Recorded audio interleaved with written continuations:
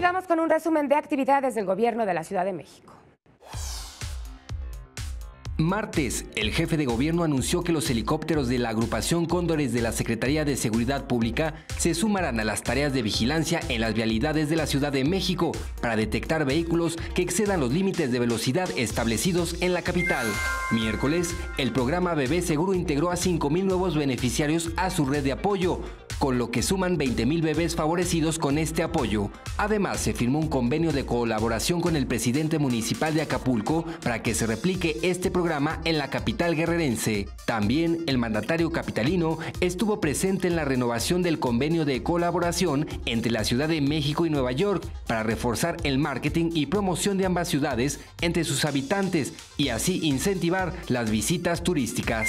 Viernes fue publicada en la Gaceta Oficial del Gobierno capitalino la declaratoria oficial de Ciudad Santuario para la Ciudad de México. Con esto, la capital del país muestra el apoyo para los connacionales que sean repatriados de cualquier zona de los Estados Unidos. Además, en su gira de trabajo en Los Ángeles, California, el jefe de gobierno presentó la aplicación móvil CDMX Contigo, una plataforma que en caso de emergencia permitirá a los migrantes avisar a familiares, amigos registrados y a Locatel para que este último contacte al consulado más cercano a la ubicación del usuario.